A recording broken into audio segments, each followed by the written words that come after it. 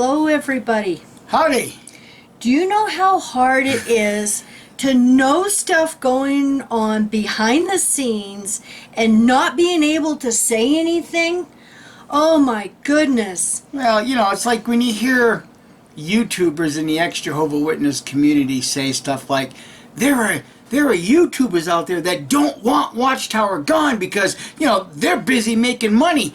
And it's so hard for Kim and I to keep quiet about some of the things because we know a lot of things that's going on that a lot of you don't. And we've dropped hints. I remember a while back you did a video asking if anybody in the California area, the child sexual abuse, they're looking to interview people. And they were going to be having an interview? Yes, and we have that interview now. Yes.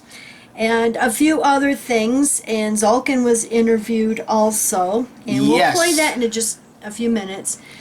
But, we just want to say that when we say we feel Watchtower can't survive all of this, it isn't just, us wishful thinking and stuff. We know these things that are going on behind the scenes, and I wish we could just say everything that we know about. But, we just have to be patient and wait until they become public.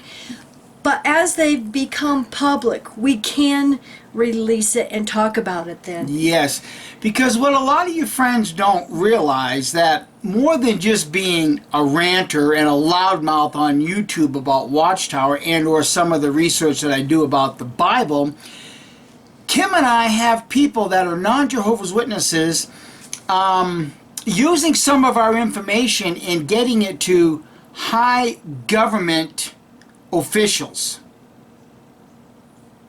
Let that sink in. We've dropped hints that basically go like this. If you're planning on suing Watchtower, you better get in and get it done.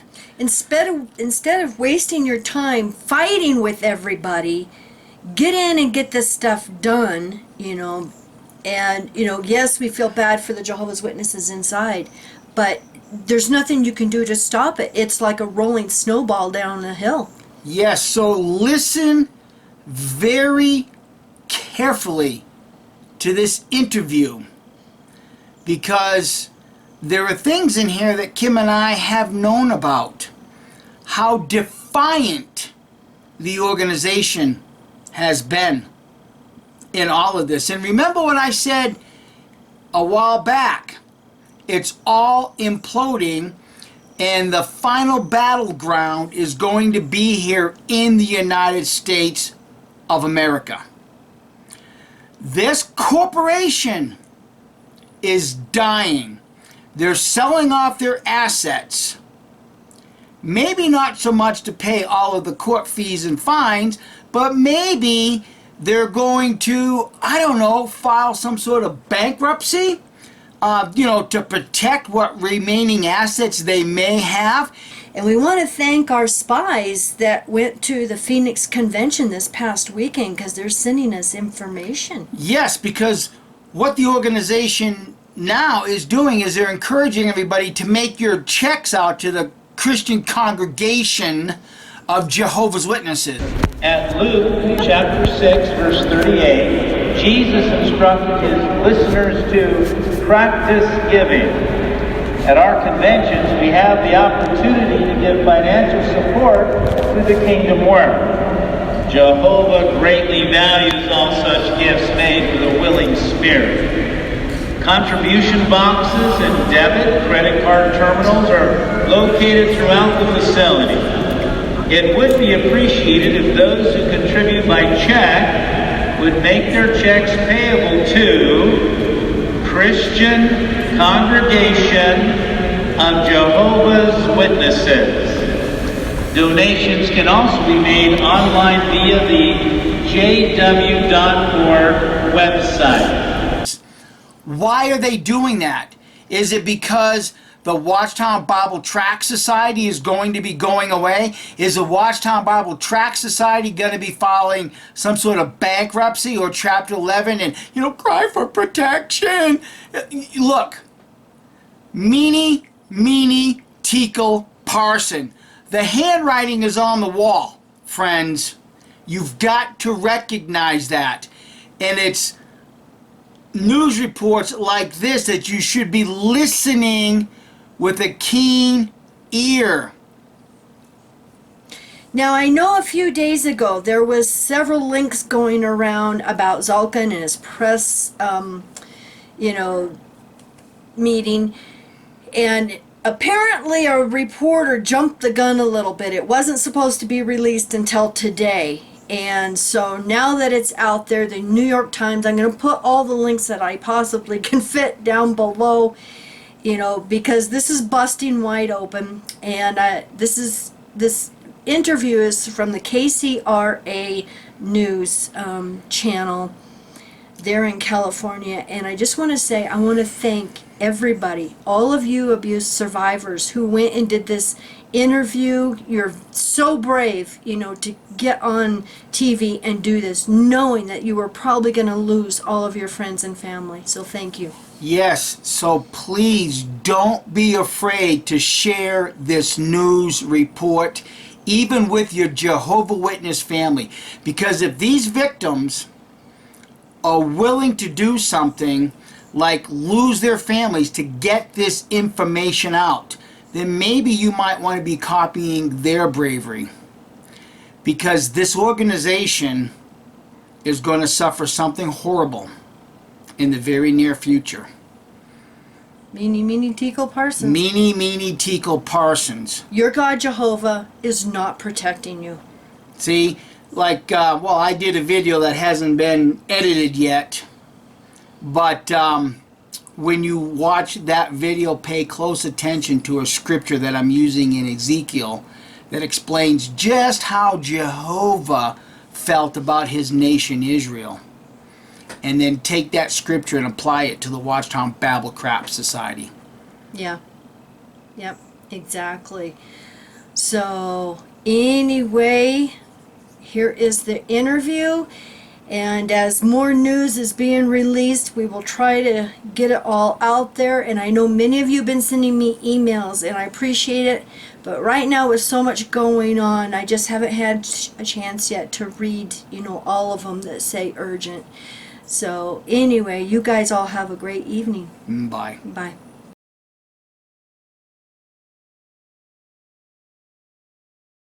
These 13 men and women grew up as Jehovah's Witnesses.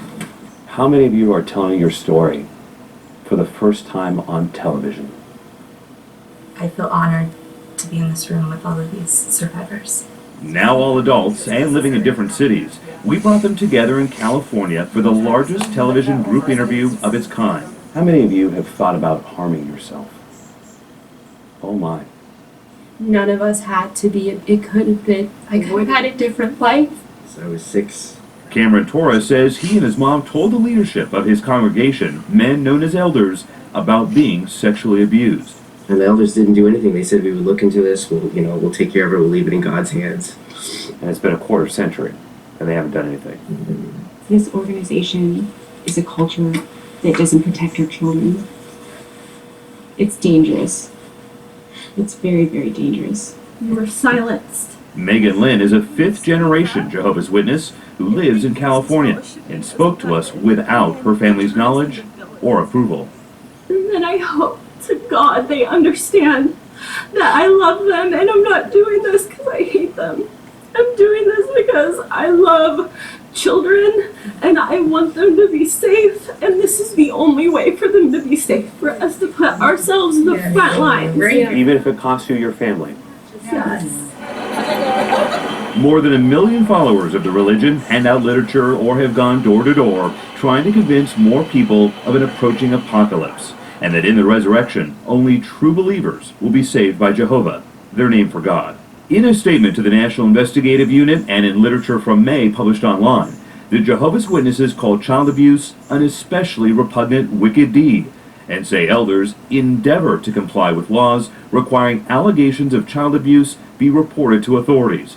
But our investigation found that is not always true. Avoiding the police, followers, elders, memos, and hundreds of pages of court transcripts reveal was the expectation from the very top of the organization, now headquartered here about an hour north of New York City.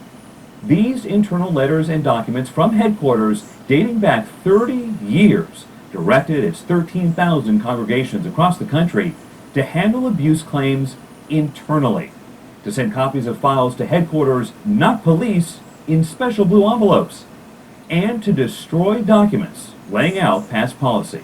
Have you seen this letter dated July 1st, 1989? Yes, this is the one about confidentiality. Roger Bentley says he read and followed the written orders when he was a longtime elder.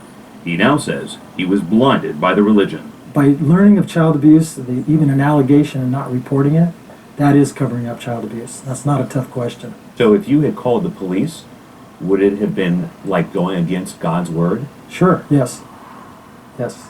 So it would be almost unthinkable for you to disobey the governing body and call the authorities. Correct. I was complicit with an organization that really had a bad policy towards child sexual abuse. Now authorities want to know more about that policy. The National Investigative Unit contacted the offices of all 50 state attorneys general in the United States. We've learned at least 3 have been looking into the Jehovah's Witnesses, contacting whistleblowers and followers who allege abuse. In Delaware, which reached a settlement reported here for the first time with a congregation in the city of Laurel to pay more than $19,000 and take a Stewards of Children training program after its elders failed to report alleged child abuse to authorities, in violation of the state's mandatory reporter law. The congregation did not admit liability in that settlement. In California, which sent an investigator to meet with an alleged victim north of Los Angeles in April, who tells us she was threatened by elders with disfellowship if she reported her alleged abuser. And in Pennsylvania, which has now interviewed at least one person who alleges abuse when he was a child. Those interviews could be the precursor to opening a formal investigation or grand jury probe.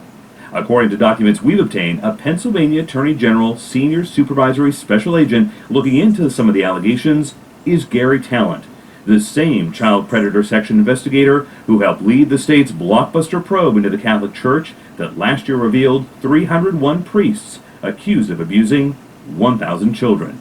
Those same Pennsylvania investigators could now seek access to a secret Jehovah's Witness database of accused abusers, filled with reports sent to the organization in those special blue envelopes. How do you think the public would react if they saw that database?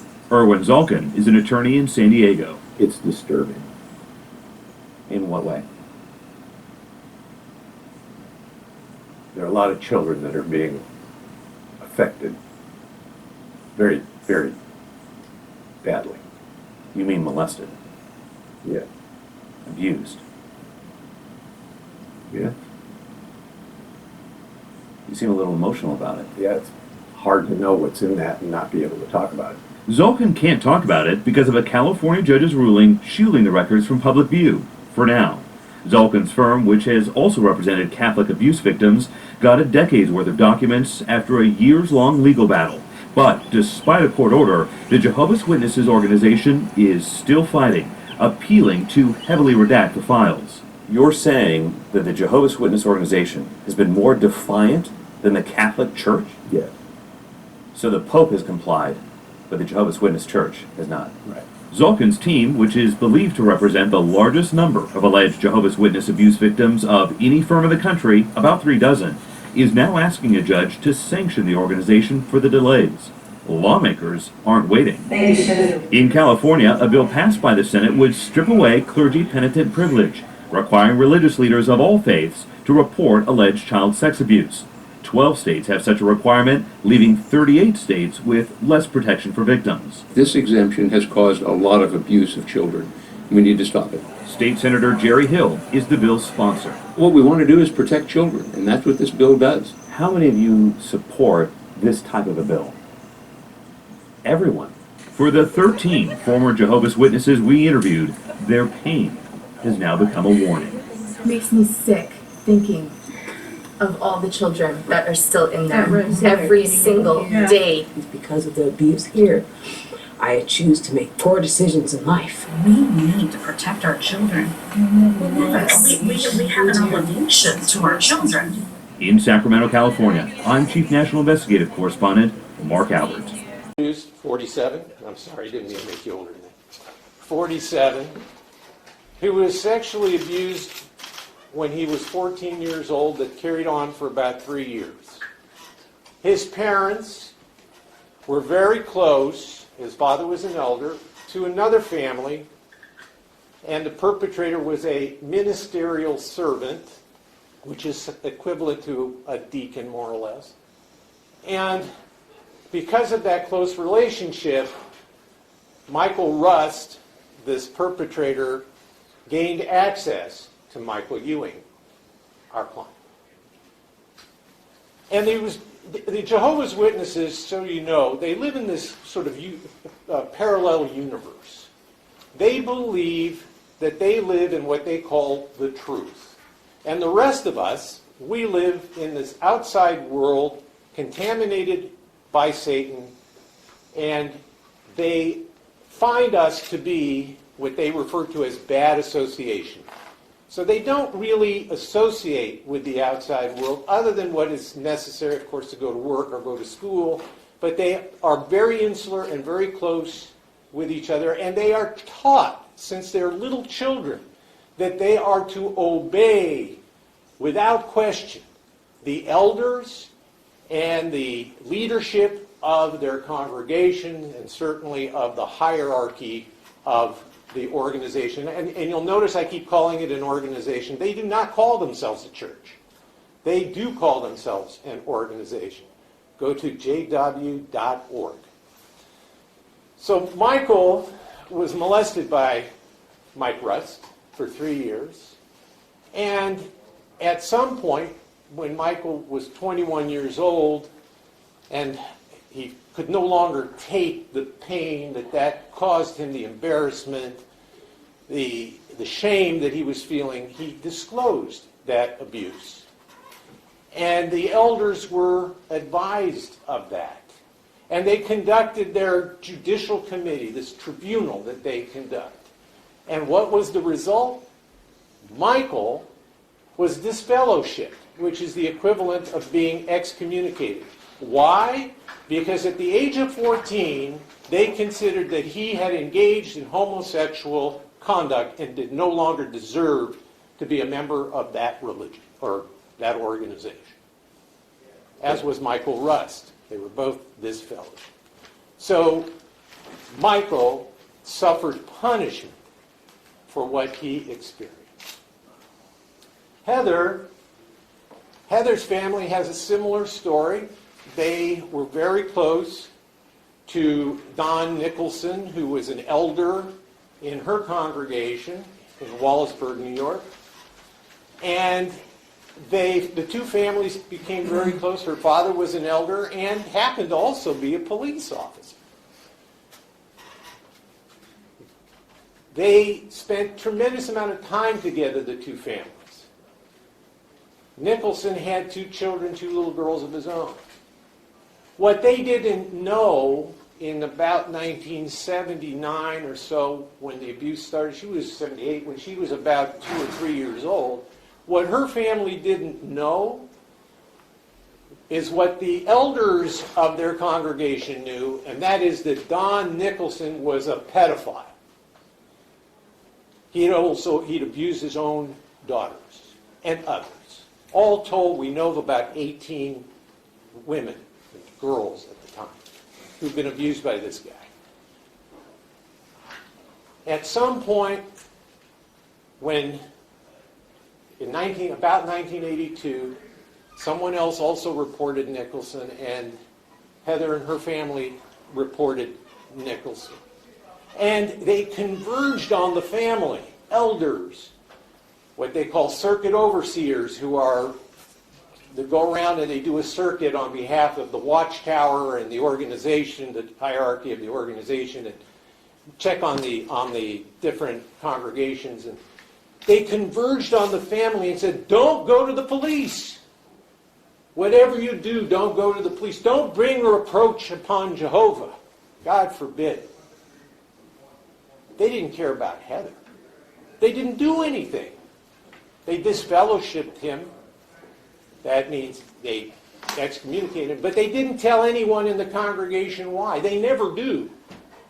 They never do.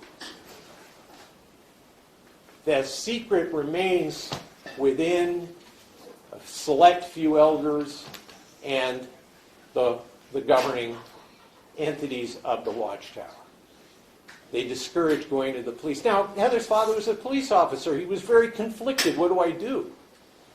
He was so indoctrinated by the belief that he went to the elders. He didn't go to the police. The police found out because her school found out. And they were mandatory reporters, as are the clergy of the Jehovah's Witnesses. They're mandatory reporters, but they just don't do it. But the police did. And there was an investigation, and Nicholson pled guilty and spent 3.5 years in prison. He's out. He's become a Jehovah's Witness again. He's been in the organization. He's been disfellowshipped, I think, 2, 3, maybe 4 times. She'll tell you the story. And despite the fact they've known of the abuse of multiples of young girls by this guy. So this story needs to be told. These lawsuits are going to tell this story, and I'm going to introduce Michael to you, and he's going to start and tell you a little bit about his story. Thank you. Oh, I'm sorry, Michael one. I think you want to say. I just want to. Hi, I'm Michael Barish. I'm local counsel, and I'm honored to be that. Thank you. I have to tell you, my firm has represented nearly 600 abused kids, and it's outrageous that it takes a lawsuit to bring justice to these people who in many cases have been waiting 20, 30, 40, in some cases 50 years. But we are going to make these people pay. We're going to get the answers that they deserve. I have to give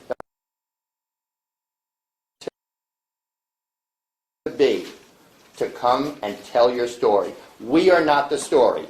They are the story. We're just lucky enough and thankful enough to be given the opportunity to get you guys the justice you deserve, and we will get the answers that you deserve as well.